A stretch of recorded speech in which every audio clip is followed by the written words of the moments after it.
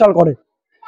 একদমই যে দৃশ্যটি দেখতে পাচ্ছেন এটি হচ্ছে উত্তর দিনাজপুর জেলার করণদিঘি থানার অন্তর্গত মাদ্রাসা। এই মাদ্রাসার এক ছাত্র ক্লাস 2 এ পড়ে, সে একটি জাহাজ তৈরি করেছে। দেখতে পাচ্ছেন সুইচ অন করলে সেটা চলে। দেখতে পাচ্ছেন সামনে যে পা করেছে। এই বাড়িটিতে কি কি রয়েছে, বাড়িটিতে কি কি দেখানো রয়েছে। প্রিয় দর্শক, চতুর্দিকে যখন মাদ্রাসা শিক্ষা নিয়ে ভ্রান্ত প্রোপাগান্ডা ছড়িয়ে দেওয়া হচ্ছে, ঠিক সে সময় মাদ্রাসার এক ছাত্র চোখে আঙুল দিয়ে এটা প্রমাণ করে দিচ্ছে যে মাদ্রাসায় শুধু ধর্মীয় শিক্ষা নয়, বরং আধুনিক শিক্ষাও দেওয়া হয়। কেন এ কথা বলছি? ক্লাস 2 এ পড়ে তানবীর আলম, সেই ছাত্রটি, মাদ্রাসা ছাত্রটি এমন একটি জিনিস তৈরি করেছে যা থেকে বোঝা যায় যে মাদ্রাসায় শুধুমাত্র যে ধর্মীয় শিক্ষা দেওয়া হয় তা নয়, বরং এখানে আধুনিক শিক্ষাও দেওয়া হয়। সেই ছেলের কি তৈরি করেছে সেটা দেখানোর আগে তার নাম পরিচয় সম্পর্কে আমরা জেনে নেব। কি তোমার নাম পরিচয় কি? তানবীর আলম। আচ্ছা, তোমার বাড়ি কোথায় আর কোন ক্লাসে পড়ো? আমার বাড়ি বাসুদেবপুর, আমি ক্লাস 2 এ পড়ি। ক্লাস 2 এ পড়ো। আচ্ছা, এই মাদ্রাসার নাম কি? কচরা নুরুল হুদা জুনিয়র মাদ্রাসা হিফজুল কোরআন। এই মাদ্রাসায় তুমি কতদিন ধরে পড়াশোনা করো? প্রায় 2 বছর। প্রায় 2 বছর ধরে পড়াশোনা করেছো। তুমি কি কি তৈরি করেছো? প্রদর্শনী তোমার কি কি রয়েছে? 2টা বাড়ি রয়েছে, একটা নাগরদোলা, যেটা হিন্দোলা বলে পরিচয়, একটা এরোপ্লেন।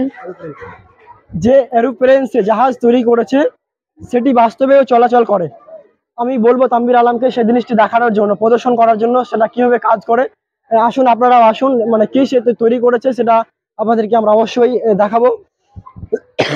চালু করে দেখাও কিভাবে চলাচল করে।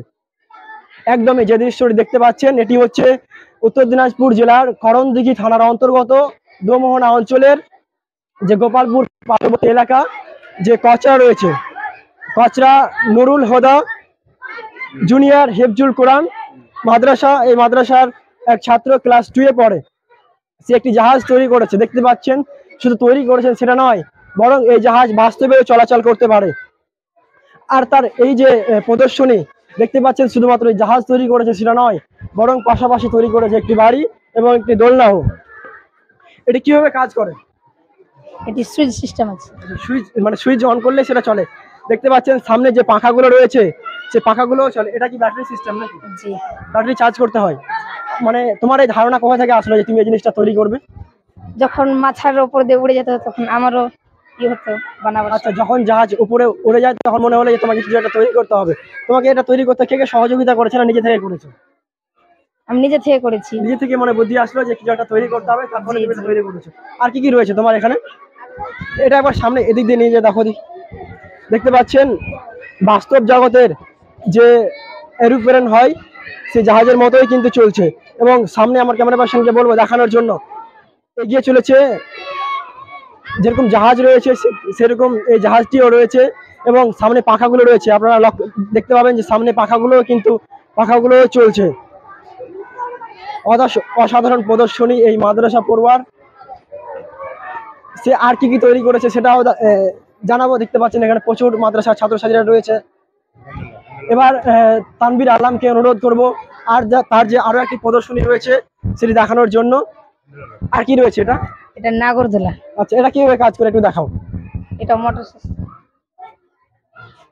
এটাও মোটর সিস্টেমে কাজ করে। কিভাবে কাজ হচ্ছে এটা? আচ্ছা, এটার বুদ্ধি কোথা থেকে ফেলে? এটাও নিজে থেকে তৈরি করেছে। এটা ব্যাটারি সিস্টেমে চলে। জি। আচ্ছা, আরো আরো যারা এগুলো তৈরি করতে চায় তাদের উদ্দেশ্যে তোমার কি বার্তা থাকবে, মেসেজ কি দিবে ওদেরকে? বলবো তারাও করুক। আচ্ছা, তুমি এখানে কি কি বিষয় নিয়ে পড়াশোনা করো এই মাদ্রাসাতে? আমি হ্যাঁ, এখানে কি কি তোমার এখানে কি বিষয়ে তুমি শিক্ষা অর্জন করো? কোন কোন বিষয় তোমাকে এখানে পড়ানো হয়? তোমার বিষয় কি কি এখানে পড়ানো হয়? বিষয় তোমার কি কি রয়েছে? সাবজেক্ট বাংলা, ইংলিশ, অঙ্ক, আরবিক, উর্দু, কোরআন। এখানে তোমার যেরকম কোরআন হাদিস সম্পর্কে জ্ঞান দেওয়া হয়, ঠিক তেমনই বাস্তব জগতে চলার জন্য যে শিক্ষা, সেই শিক্ষাটাও দেওয়া হয়। ভবিষ্যতে তুমি কি হতে চাও? চিন্তা ভাবনা আগামীতে কি হতে চাও? তোমার স্বপ্ন কি রয়েছে? তুমি কোন পেশার সাথে যুক্ত হতে চাও আগামীতে? ইঞ্জিনিয়ার, বৈজ্ঞানিক। আচ্ছা, এই লাইনের সামনে এগিয়ে যেতে পারো, ধর্মীয় শিক্ষার পাশাপাশি সেই লাইনে যেতে পারো। পাশাপাশি সেই ছাত্রের পাশাপাশি আরো একটি যে বাড়ি রয়েছে, সে বাড়িটিও বলবো তানবীর আলমকে সে বাড়িটি দেখানোর জন্য। অসাধারণ প্রদর্শনী মাদ্রাসা ছাত্রর, উত্তর দিনাজপুরের করণদিঘি থানার অন্তর্গত মাদ্রাসা নুরুল হুদা, সেই মাদ্রাসা নুরুল হুদা জুনিয়র যে মাদ্রাসা রয়েছে হিফজুল কোরআন, সেই মাদ্রাসার ক্লাস 2 এর ছাত্র তানভীর আলম, যার বাড়ি বিকরের পার্শ্ববর্তী এলাকা বাসুদেবপুর নারায়ণপুর, সেখানকার ছাত্র এটা তৈরি করেছে। এই বাড়িটিতে কি কি রয়েছে, বাড়িটিতে কি কি দেখানো রয়েছে? ঘর আছে কয়তলা বাড়িটা, এটা এই বিল্ডিংটা কয়তলা রয়েছে? 3 তলা। আচ্ছা, একদমই দেখতে পাচ্ছেন 3 তলার এই বাড়িটি তৈরি করা হয়েছে। প্রথমে একটি গেট রয়েছে এবং জাতীয় পতাকার রঙে আপনারা দেখতে পাচ্ছেন, ভারতের জাতীয় পতাকার রঙে কিন্তু তার নামটি লেখা রয়েছে মোহাম্মদ তানভীর আলম। এবং ভিতরে প্রবেশের পথ রয়েছে দেখতে পাচ্ছেন, এখানে কিন্তু একটি দরজাও রয়েছে যাতে ভিতরে প্রবেশ করা যায়। এবং বাস্তবসম্মত যে প্রজেক্ট সিঁড়ি তৈরি করেছে, উপরে যাওয়ারও জন্য সিঁড়ি তৈরি করে রেখেছে, সিঁড়ি দেখতে পাচ্ছেন আপনারা।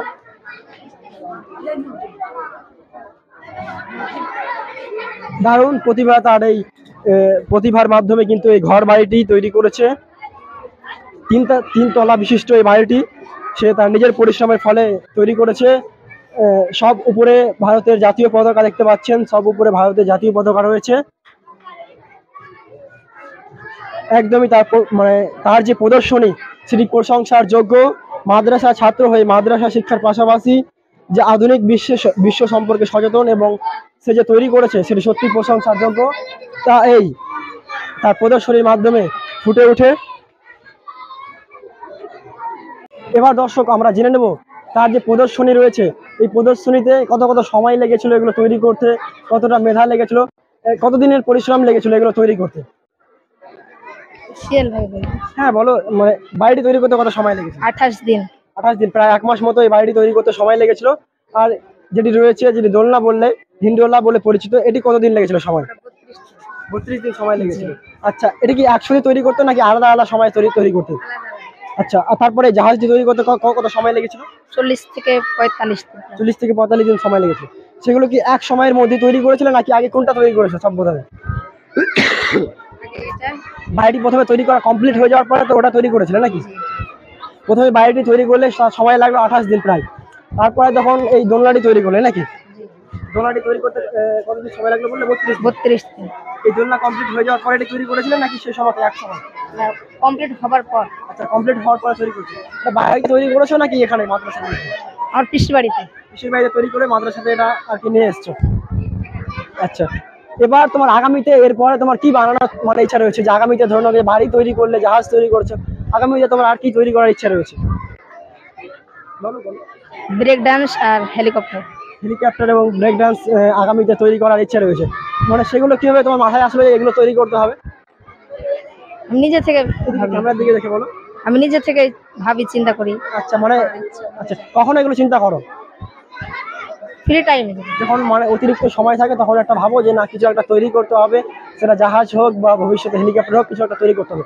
প্রিয় দর্শক, এই মাদ্রাসাতে রয়েছি উত্তর দিনাজপুরের করণদিঘি থানার অন্তর্গত যে নুরুল হুদা জুনিয়র মাদ্রাসা রয়েছে হিফজুল কোরআন, সেই মাদ্রাসার প্রধান শিক্ষক মাওলানা সাহেব রয়েছেন। তার নাম পরিচয় এই সম্পর্কে জেনে নেব। কি নাম আপনার? মৌলানা আনিকুল ইসলাম। মৌলানা আনিকুল ইসলাম সাহেব রয়েছেন, আপনি এখানকার প্রধান শিক্ষক রয়েছেন? জি হ্যাঁ, এখানকার প্রধান শিক্ষক। আচ্ছা, আপনার মাদ্রাসার এই ক্লাস 2 এর ছাত্র, এটা অসাধারণ প্রদর্শনী, একটা নয় দুটো নয় 3টি প্রদর্শনী ইতিমধ্যে কমপ্লিট করেছে, আরও ইচ্ছে রয়েছে। এটা আমাদের ভদ্র এলাকার এবং আমাদের এই মাদ্রাসার একটা গৌরবময় বিষয় যে মাত্র সামান্য 2 ক্লাসের ছেলে এত বড় বড় একটা সায়েন্টিস্টের মতো গিয়ে কাজ করতে পারছে, এটা আমরা খুব গর্বিত।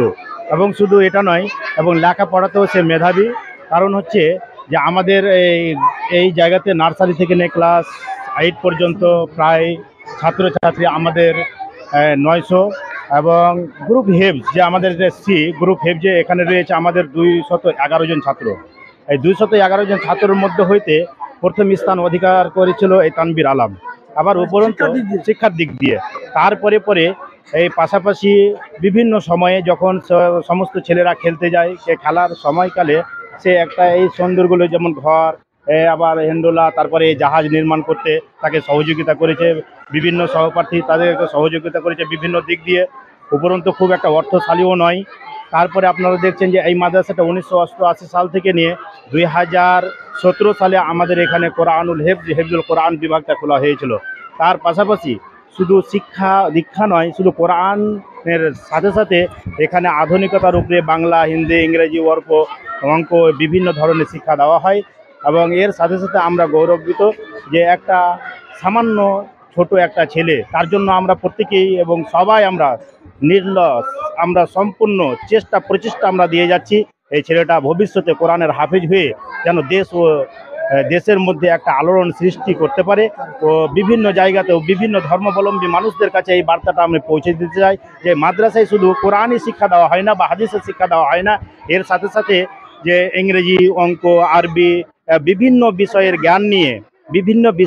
জ্ঞান নিয়ে সে একটা মানুষকে যে চলার পথ, যে মানুষের গতি, যেমন এপিজে আব্দুল কালাম আমাদের এই ভারতবর্ষের বুকে ছিলেন, হ্যাঁ, তিনি একজন মহান ব্যক্তি, মিসাইল ম্যান বলা হয়, সে মতো একটা কাজ করতে যাচ্ছে। আমরা তাদের জন্য এবং এই ছেলেটির জন্য আমরা প্রত্যেক ছেলে মেয়েদের জন্য আমরা দোয়া এবং আশীর্বাদ আমরা দেব, যাতে করে আগামী দিনে আরও ভালো ভালো জিনিস তৈরি করতে পারে এবং ভালো ভালো জিনিস তৈরি করে খ্যাতি অর্জন করতে পারে। এবং এই মাদ্রাসার জন্য আমি দেশ ও দেশবাসীদের কাছে ধর্ম বর্ণ নির্বিশেষে আমি প্রত্যেকের কাছে ওকুল আবেদন করব।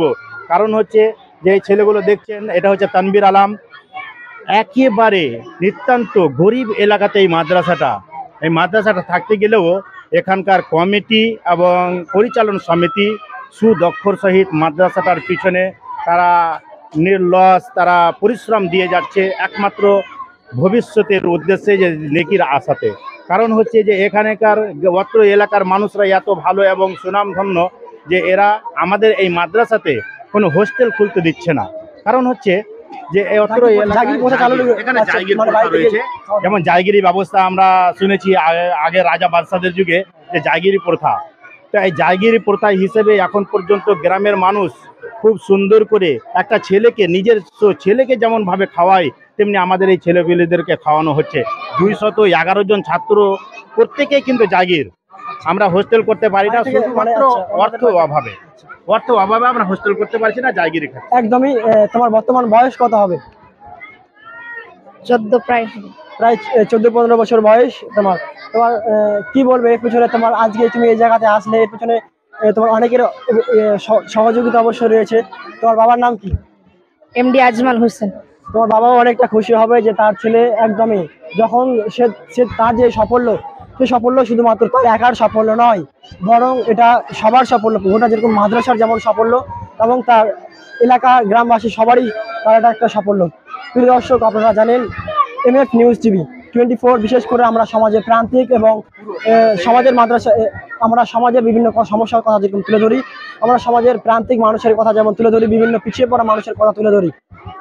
আজকে দেখলেন এই মাদ্রাসার যে ছাত্র, সেই ছাত্রর বিশেষ এই প্রতিবেদন। আপনারাই অবশ্যই এই ধরনের ভিডিও পেতে অবশ্যই আমাদের চ্যানেলটি সাবস্ক্রাইব করে রাখবেন এবং ভিডিওটি ফলো করতে অবশ্যই ভুলবেন না।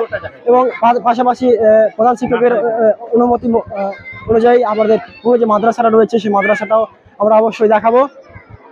এবং আমরাও MF নিউজ টিভি আমরা প্রার্থনা করি সৃষ্টিকর্তার কাছে, আমরা প্রার্থনা করি সে তানবীর আলম সে এগিয়ে চলুক জীবনে, সে তার সাফল্যে অর্জন করুক এবং উন্নতির চরম শিখরে সে আরোহণ করুক, এই প্রার্থনা আমরা করি।